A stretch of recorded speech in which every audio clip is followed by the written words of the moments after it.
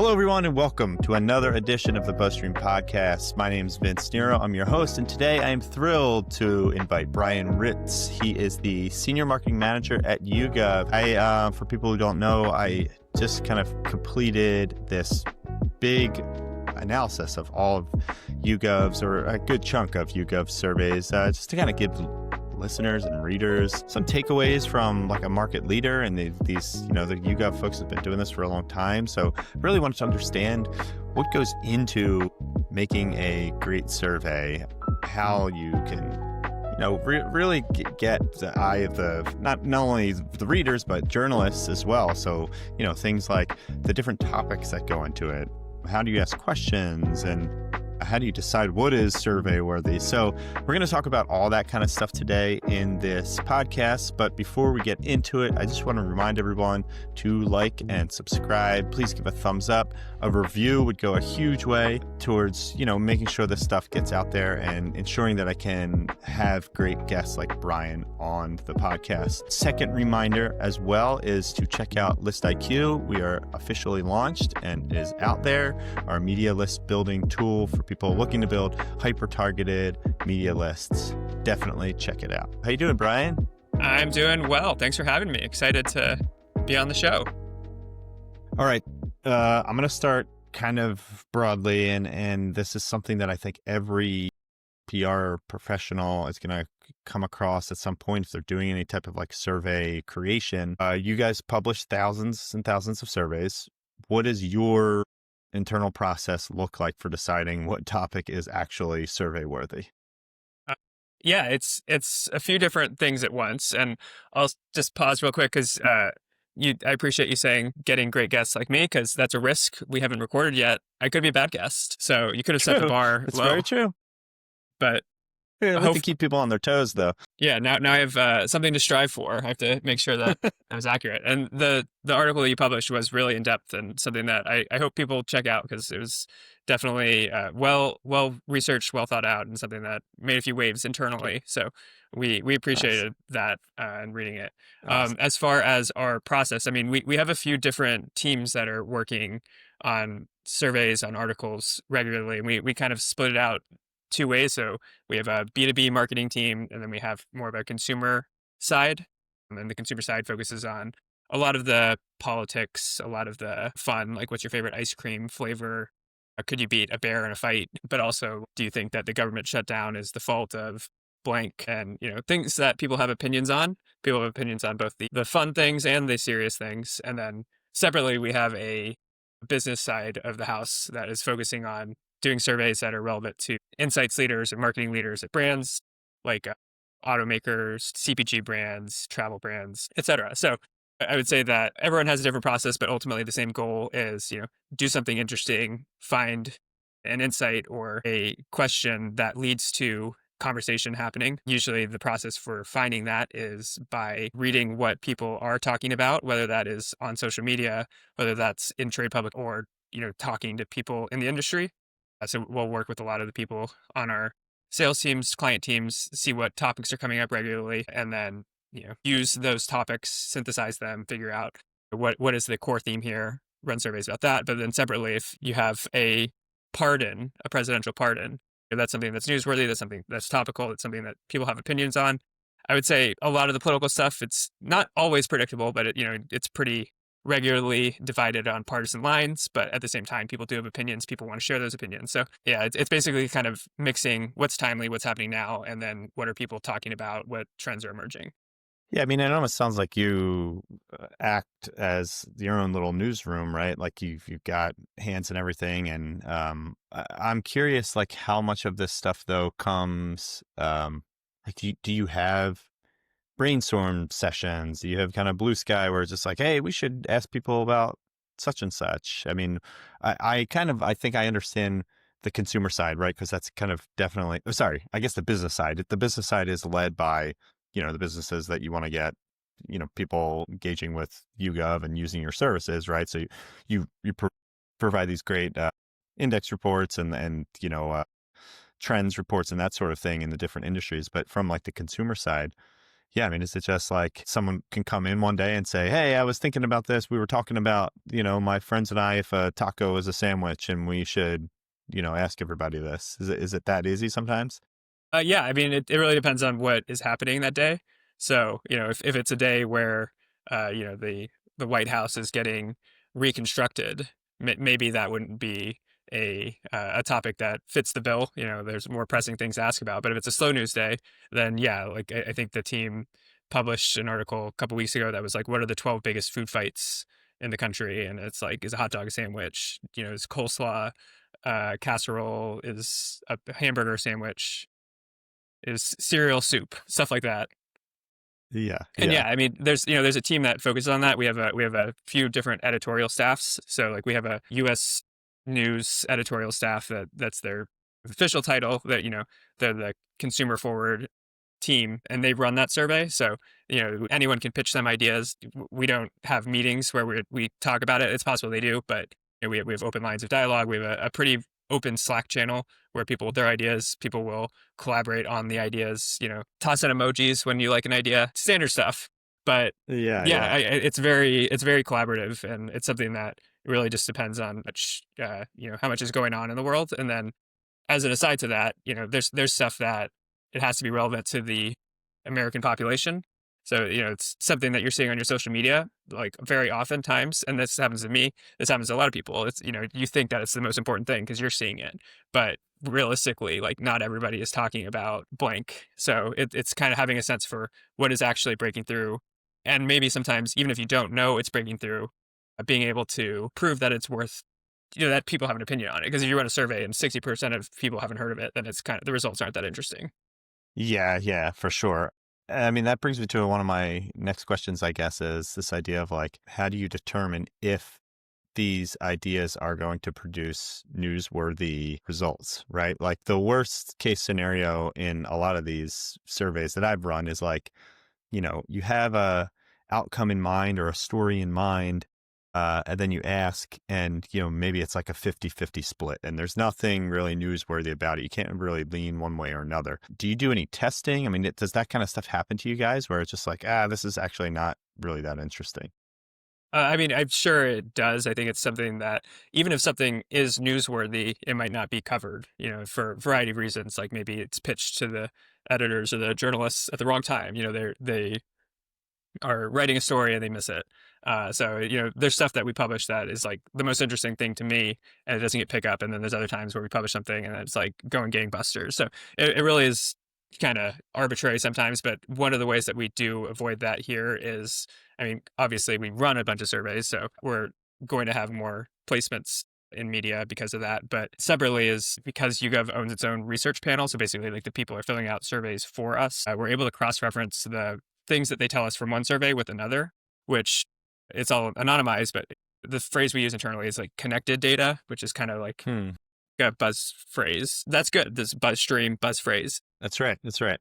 But yeah, so it's connected data is like, if they told us in one survey that they think this, and then in another survey they told us this thing, then if in that second survey, we don't see anything that interesting, we can kind of compare the results and say like, oh, well, we know that they're mobile gamers because of this thing. So it turns out that mobile Right. gamers are more likely to, like advertising from Coca-Cola. So maybe, the US general population in this survey doesn't have as much of an opinion on the advertising for Coca-Cola, but we know that they're gamers and we're able to segment it through that. So that is one of the ways that we're able to sometimes circumvent some of that concern that we have of, is this a worthwhile thing to ask about? But yeah, it's definitely, I can understand why someone would be hesitant to invest in something if they don't know they're guaranteed a interesting result. Yeah, yeah. I mean, it's definitely the ongoing debate, I think, at agencies sometimes. And I mean, I think there are ways to kind of safeguard against this. And that kind of gets me to my next question. And it's this idea of like, so with YouGov, you have some surveys that are just kind of published, and then there are some that are published along with kind of like an analysis, and they get their own like blog post kind of format. And I think my question was going to be, is there a strategy behind this? Because I think attaching search volume to some of these surveys is one way to kind of safeguard that, like if it doesn't catch on with the news, potentially for whatever reason, you can at least hope that it's going to rank and you can kind of reap some of the organic benefits of it. So someone might do a survey around fashion trends or something. And if it doesn't pick up for whatever reason, you can potentially rank for that and get some coverage over time. So my question to you is, does when it comes to writing and actually like blog posts and an analysis and kind of presenting it on the blog, the YouGov blog, does search volume or keyword potential, does that factor into any of the selection that goes into these? Not particularly, to be honest. I think it's a bonus effect that we get because our goal is basically do things that are interesting and publish the results and be transparent about it to the fullest extent that we can. So I think it's obviously posting stuff that's interesting that gets coverage is going to have more search volume. Having more search volume brings more people to the site. More people to the site means more customers to the site. I mean, ultimately, we're trying to do interesting things because that's how you get the attention of the kind of customers that we have. And then, on the consumer side of things, it's the news coverage, but it's also just, the transparency and the sharing the data. So, I think there's probably an opportunity there. Like, I'm curious what you're kind of thinking about when you say like publishing something with the search volume. Is that in mind or like in tandem with it? Is it like using keyword research to kind of guide survey questions?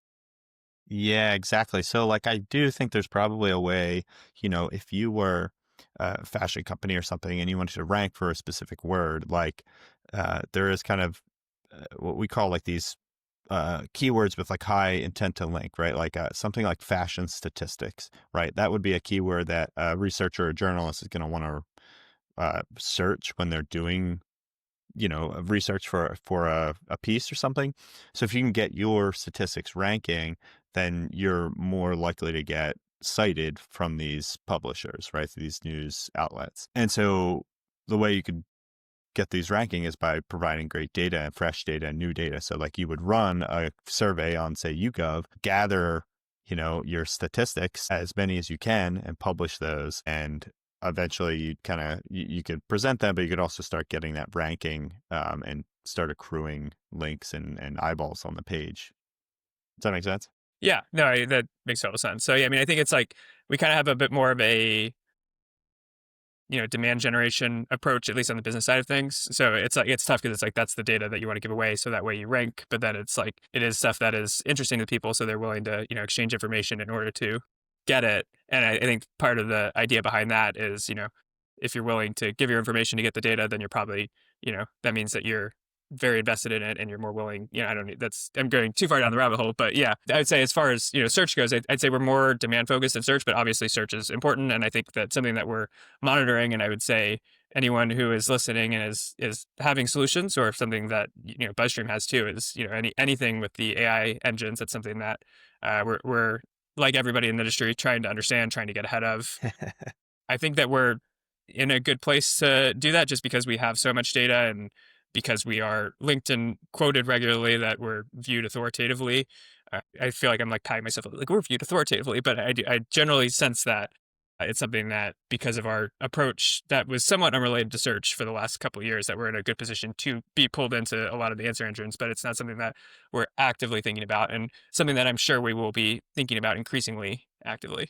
Yeah, I mean, I think it's a flywheel effect, right? Like the more authority you build in the space, the more likely you will get called into these answer engines, but also like the more a journalist will know I'm just going to go directly to YouGov rather than searching. And like, I think that helps. And like one of the things I talked about in that analysis was, I think the benefits of building a recurring, if you are investing in like a survey platform or you're investing in a survey strategy, like to kind of establish yourself, you can't expect to hit the ground running where like your very first survey is going to get a ton of coverage or something. Like it helps to really establish yourself in the industry as an authoritative source. And over time, you're going to grow into kind of what you're saying, Brian, where it's like, you can pat yourself on the back because you guys have done the work and have built, an impressive backlog and, the methodology is there. And so I do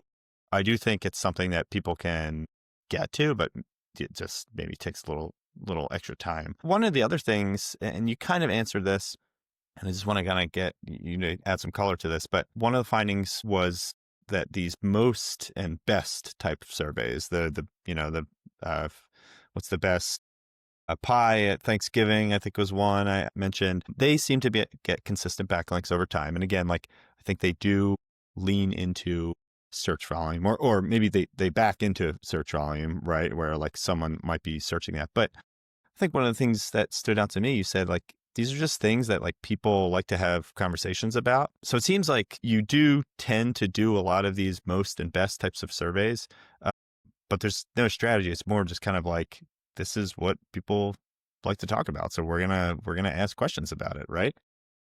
Yeah, I mean, I'd say a little bit of both, but I would say that oftentimes it comes more organically. Like I don't work with this client, but I know that like I was I'm in Chicago now. I was in the New York office for a while, but we had one of our sports client services people in the office a couple years ago, and he was saying like he was visiting the Orlando Magic, which is a client of YouGov, and they were like arguing at lunch about the hot dog being a sandwich, and people were like very like, at one point it sounds like they like went to different sides of the room, like a caucus or something.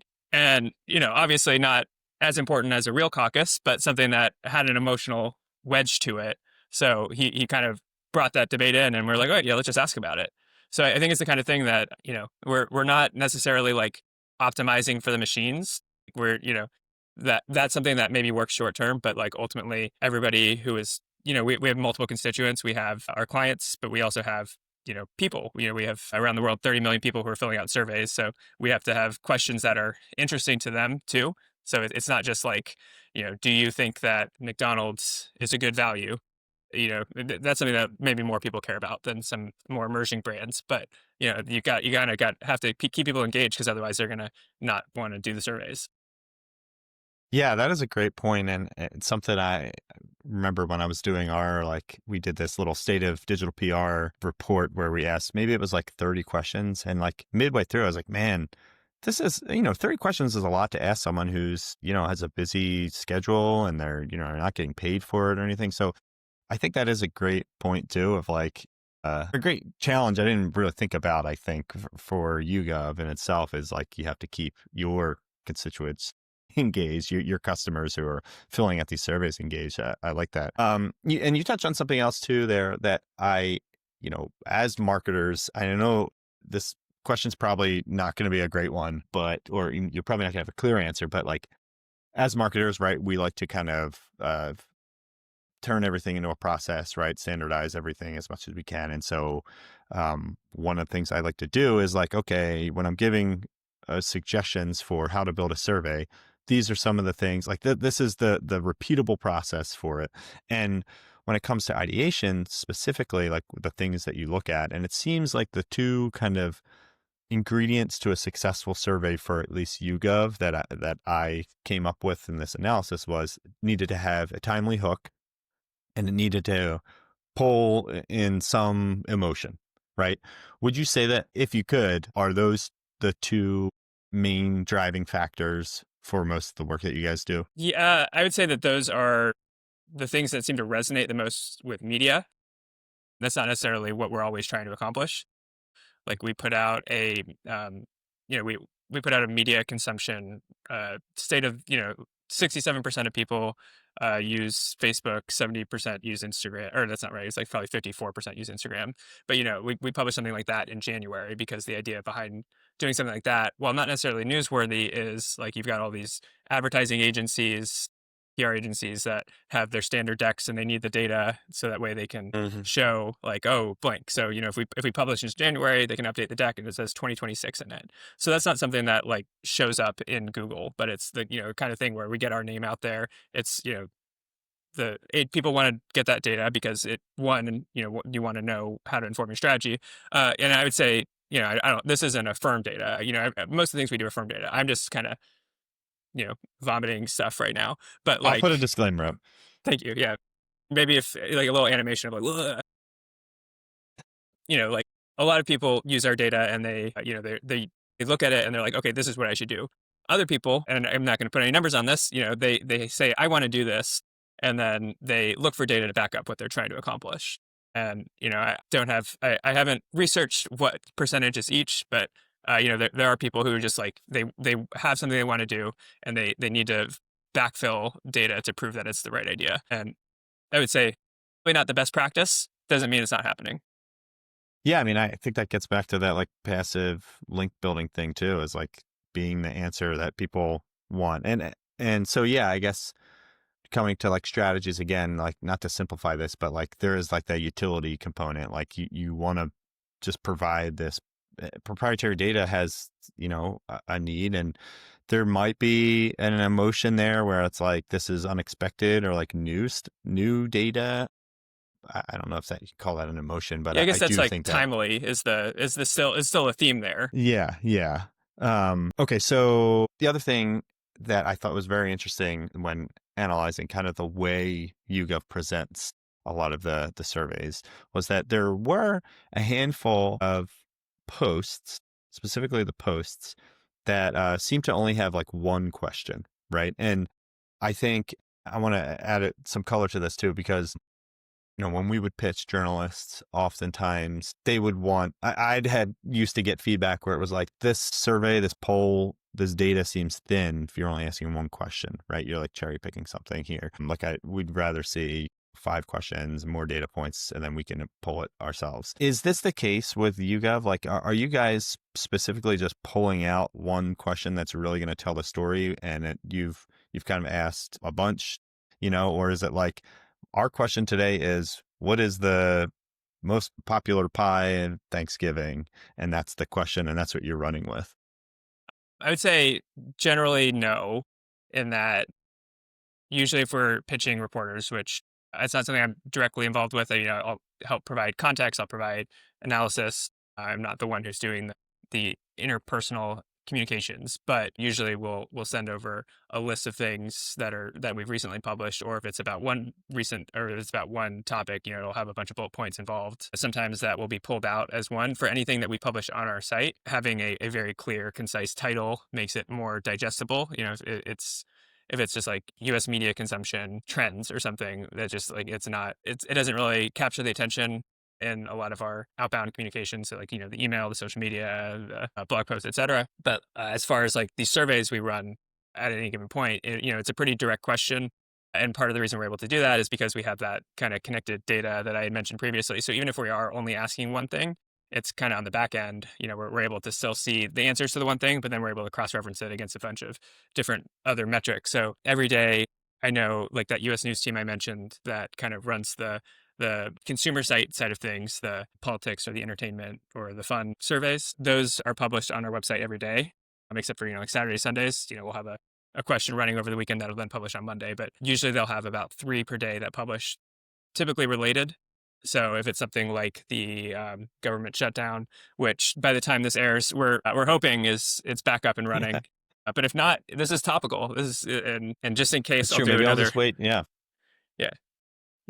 Yeah. We'll have to hold this episode for another 6 months before the politics are added again. But yeah, so it'll be 3 questions that are related, and then it'll publish automatically to our website, and then it has splits that are like region, gender, politics, age, race, and that's all publicly available.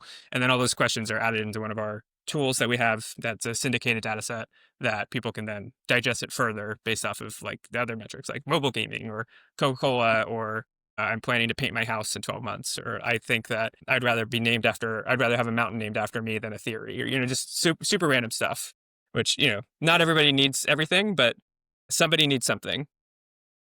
Yeah. Yeah. And again, like it's the benefit of you guys having such vast amounts of data and like a great user base. If you were giving advice to someone about doing a survey around a topic, like using YouGov, do you recommend them always trying to get more than one question? Or how many questions, I guess, would make a solid story, I guess? Yeah, I mean, it depends on the goal. If we're talking about, because I know this audience is like digital PR professionals that are trying to do link building, I would say with the bias of being at YouGov, more questions, right? But no, I mean, realistically, it's like you only need really 1 or 2 questions, and ultimately you want to be able to, get the crux of those questions. What is something that actually matters to people, and what is something that people have an opinion on? Chances are you'll pick out something from that, especially if you're able to kind of segment it by different audiences, even if it's not in your questionnaire. But more often than not, I feel like a challenge that we see, or at least that, even internally, is something like not even that clients are doing. Like when we run our own research, sometimes we'll like really try to target it. We'll be like, oh, we think that this demographic in this region and they have this job, and then based off of that, this is the percentage, and it's like nobody cares. Like people want to know. The headline is like 30% of Americans are concerned about tipping, or something. Nobody wants it to be too specific, because then it gets too niche. It's like you spend more time complaining, or not complaining. I mean, I'm complaining now, but you spend more time explaining than you do actually like just getting to the crux of what the topic is. So I mean, I would say it's like, don't overthink it, and trust your gut with the emotion, but also like make sure that, especially if you're investing in it, that you're doing something that people actually care about. And it doesn't even, like, even if there's research out there about it, like we will see stuff that like just every week there's something new about tipping, like things that are emotional, people will write about because there's so many people writing about things. So you're saying, like, if you see a topic that's already been done, it's sometimes it could be okay to add on to that with new data. Yeah. I mean, and again, easy for me to say because it's so simple for us to run surveys, but like, if there's a topic that is relevant to what you're doing, like anything new about it, even if it's like a month later, people seem to want to talk about. I'll just say that again, just in case, because there might have been people will want to talk about. Yeah, that is definitely always kind of a point of friction, I'd say, where it's like, especially if you're an agency trying to sell this to a client, and it's like, yeah, somebody just did this last week, but like, we're about to go live with this again. So it does pose a challenge sometimes. And I think this might lead into my next question of like, it seems like for the most part, when you present the surveys on YouGov, there's like, it's the main takeaway. And then you have typically like either an age breakdown, a gender breakdown, political leaning. I mean, you alluded to this kind of massive connected data point, or these data points that let you look at a lot of these different angles, whether or not they're mobile gamers and whatnot.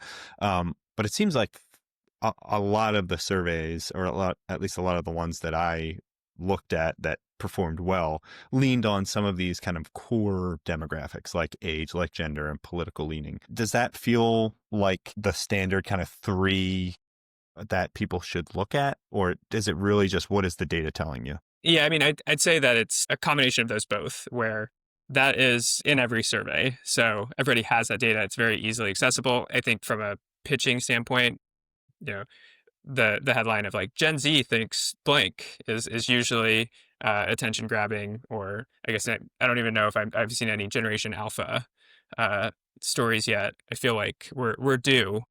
We had the millennials are that killing could be blank. you could be next. Yeah. Do the Generation Alpha survey.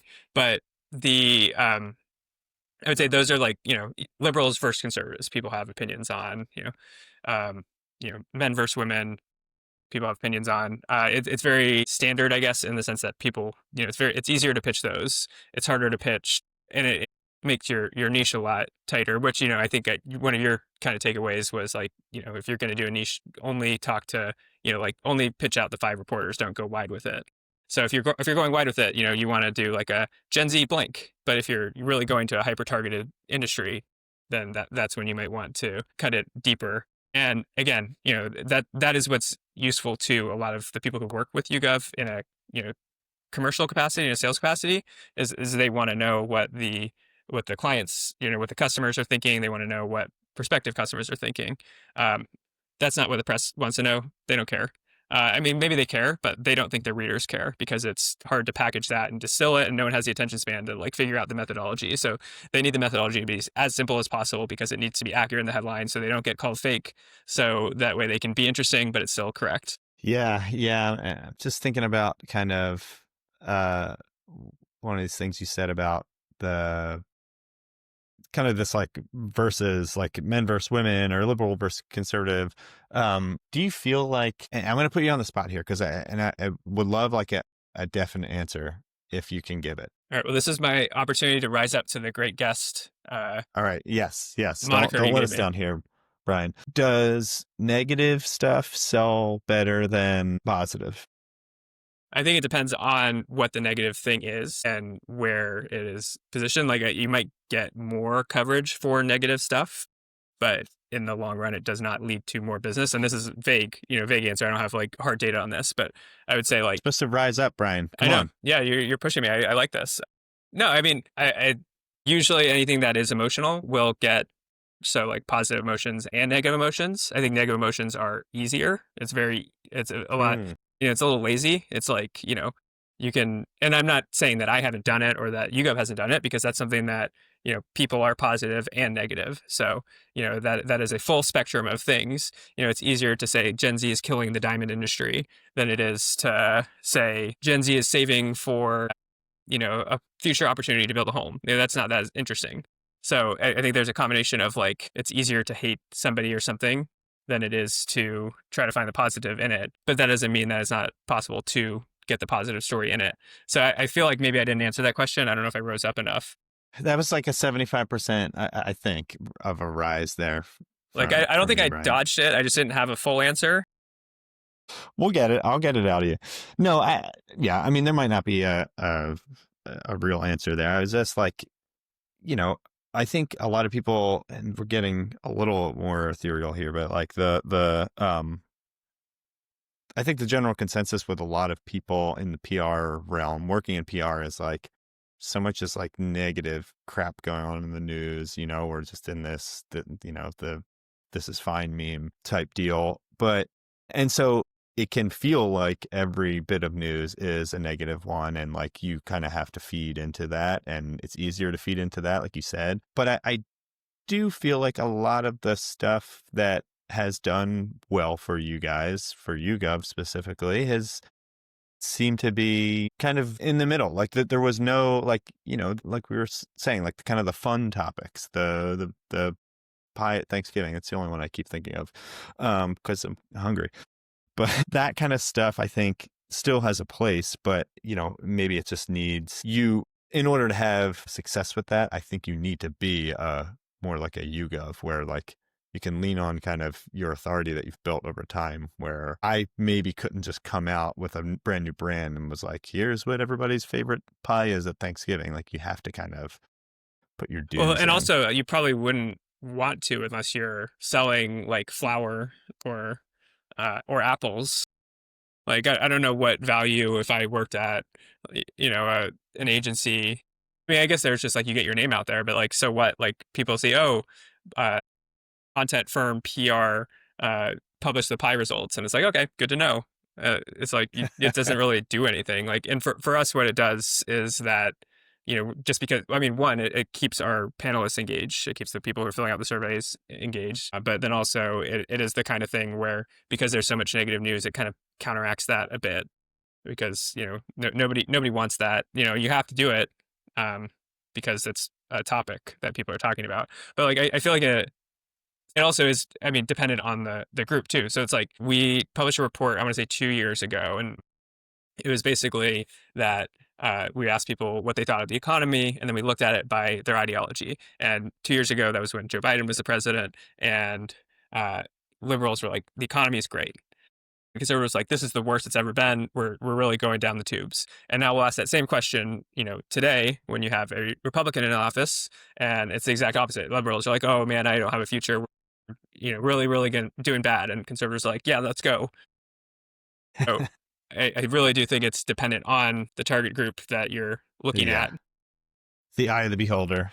Yeah. Yeah. I mean, very interesting stuff. Yeah. And it probably speaks to like letting the data do most of the heavy lifting for you, rather than trying to like force a narrative into your piece. That's where you can seemingly get into trouble. And that maybe leads me to another question that I think would love to hear your response for, because you've had such a, long career in doing this kind of stuff. Like what are common mistakes? What are pitfalls that people fall into when they're either creating surveys, maybe, stuff that you guys have done that has fallen flat, that you've learned from your mistakes? What are some things you can kind of give to our listeners?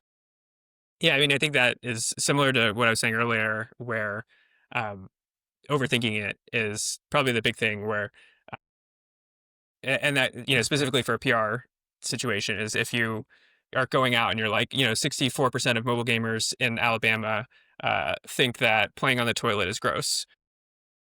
Like that's just, you're explaining too much. There's too much going on. If you're able to say like 2/3 of gamers use the toilet or play on the toilet, I would hope 3/3 of gamers use the toilet. But yeah, it's like when you're kind of trying to distill it, you really gotta like simplify it as much as possible. Otherwise, it's just like it's too convoluted. Uh, and obviously, people, if they want more information, can ask it, especially like a reporter. Mm-hmm. Like giving them too much is helpful, but like or giving them too much is nice, but then it's like it's overwhelming. So it's like you want to lead with what are the headlines, and then you can provide more, have more info to share if helpful. At least that's what's worked for us. Again, could be different for everyone because it's easy for me to say because people know who YouGov is, at least the people who are writing about survey data. So we're not fighting that uphill battle of like proving the credibility as much. But then the secondary point is you can either have to be very transparent with the methodology or the data, or be very conscious of the fact that people might think you have a bias when you run a survey, because it's very very you can look at another example is, I think like probably 2-3 years ago, we ran some research that asked people if they were feminists, and I think like 33% of people said they were. But then we also asked people like, do you think men and women should be equal? And like 70% did. And then we asked people like, the definition of feminism is this, do you think that men and women should be equal? And it was like 50%. So it's like, depending on how you word the question, it's like people have totally different answers. And for the most part, people know that. I don't think, even myself, like dealing with data all the time, dealing with surveys all the time, it's not something I actively think about, but it is the kind of thing where that is something that people get into trouble with a little bit, is that they sometimes let their biases affect the questioning that they do, and then when they pitch it out, they don't realize that maybe it's not as objective as they think it is. And again, I'm not saying that I'm immune from that. I'm not saying that everyone at YouGov is immune from that, but it's something that you'll see that be a pitfall that people have when they're doing surveys. Yeah, two great tips there. I mean, I think every one, agency or consultant or in-house brand, like keeping those things in mind, I think it's, again, from my personal experience as well, like that, those all reliving a lot of that as you talk about it. We've all been there. All right, Brian, I want to let you share some data. Found some hot data for us, and you're going to share it with our listeners. And I want to call out, Brian also runs the Reality Bites podcast. And is that right? Reality Checks podcast, and where they run a survey, talk about the results. So I want to give like a little preview of like what it might go like in Reality Checks. So let's do it. Yes. Reality Checks, basically the concept for that is we'll partner with somebody on a survey. They don't see the results, and then they are asked to predict what the results are live, and then give answers. So it's like a two-part. It's like, what do you think it is? Now that you've seen it, why do you think you were wrong, or why do you think you were right? And don't try to fool people. Don't want everyone to get everything right, because that is boring. But if you get everything wrong, then it's just like, there's some like Instagram live shows where like the guests will invite someone on, and then like the whole goal is to embarrass them. And there's some like social dynamics at play where it's like the person that's being invited on maybe needs to be embarrassed. So it's okay. That's not what we're doing. But anyway, that's how that is structured. So I have a few surveys here. I guess I could ask you a couple of questions. You haven't seen these, I think. Well, I mean, you probably have seen a lot of these because you went through 2,350 YouGov surveys. So I'll have to pick something recent. Yeah. So, all right, we asked, I don't want to do shutdown because like we mentioned, that's not happening for another year, or it's already resolved by the time this is aired. Let's see. So following the NBA federal government illegal poker game kind of matchup that came out recently, YouGov asked, how often do you think current professional athletes alter the way they play to help sports gamblers win bets? I mean, I'm hoping it's very little. I'm hoping it's 5% or something. So yeah, we asked 18,000, or actually it's 18,900, so close to 19,000 Americans that question, and 13% said often, 32% said sometimes. Wow. Yeah, I mean, it's okay. Stuff is coming out more and more. I'm a much bigger baseball fan, but there is the big thing with the pitcher on the Guardians who I think he's been suspended indefinitely because there was one specific pitch that, however many people bet on in DraftKings or something, and they flagged it because it was a terrible pitch, and there were a lot more of those types of pitches. Yeah, pretty wild stuff. Yeah, and that's a crazy kind of world. So won't weigh in on that, but I know that this recently came out, and it's something that we surveyed about, and there's a lot of skepticism from average Americans. So again, this isn't cut by sports fans, it's not cut by bettors, just average Americans. So that's a great point, Brian, too. Like, so that's kind of where your mind would go, right? Like, okay, if I'm going to present this to a journalist or something or write a post about it, it's going to be like, okay, now let's see what angles can make this more interesting as well. Like, we know the overall takeaway. I mean, it's like, yeah, we know 35% of Americans think athletes often or sometimes alter the way they play to help sports gamblers win bets. But you'll see clips of like basketball players who are playing the game, and then you'll hear somebody yell like, "Get one more rebound, Paolo," to reference the Orlando Magic. And there's a clip, and he's like, "You're betting on preseason, bro. You got a problem." So it's like, with something like basketball, there's a dialogue. You might not get that in football because the field's farther from the court, or hockey because it's so fast paced, and maybe you can still hear it, but it's you're not like just standing around as much as you might be in basketball, or baseball. You could probably yell at the players and they would hear it. Now that's not like socially acceptable at a baseball game like it might be at a basketball game, but there's different ways that and again, I don't know how anyone answered that. There's also something too where like we asked this question the day that the FBI came out and put this out. I'm a big basketball fan, so I hadn't heard about Chauncey Billups, but I had heard about Terry Rozier before. That had been an open and shut, put it in quotes, case, so to speak. But like that wasn't new information. But like for anybody who's like not watching this sport, we also asked on the same day how many people follow these sports or follow the NBA, and I think it was like 52% said they don't follow it at all, and then like 48% had a level of like a little bit interested, somewhat, or very. So that we would cut it too by like, are you an NBA fan? Are you a sports bettor? Are you like men versus women who are within those categories? Or like you can even be like people who bet thousands of dollars, or people who do like a little $5 parlay.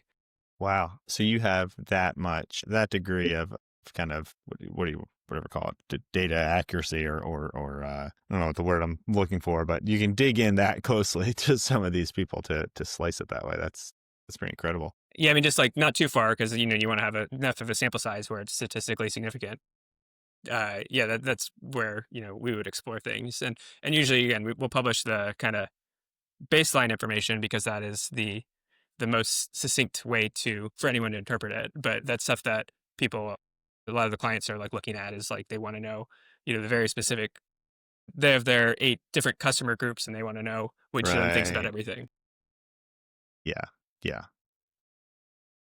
Well, look, man, I don't want to take up more of your time here. You've been very generous. I know you're a busy man. You got your own podcast to run, Reality Check. Let's leave it here. I want to give people a chance also, if they have any questions, to follow the stuff you're working on. Is LinkedIn the best place to see, or is it the website? I'm on LinkedIn. I would say that we have, if you want to look at the question, when this comes out, we'll probably have something up about Thanksgiving pies. So that would be today.yougov.com. If you're interested in a lot of the, B2B surveys that we're doing, that would be yougov.com/en-us. Just you can do yougov.com, you'll get there. And then, I'm on LinkedIn. I would say that is for the B2B team that I'm on. We do a lot of our content. That's where we'll post it there. But, we're active on other social media platforms as well. Wherever people are, we try to be there. Yeah. And I know, Brian is maybe hesitant to sell this, but like YouGov they have a self-service platform, and they have a full service platform, I believe, for brands. So like you can go on YouGov and run your own surveys in the same way that you would, SurveyMonkey and Pollfish and these other ones. And I mean, I remember doing it myself. It's a great service. And so, yeah, definitely check it out.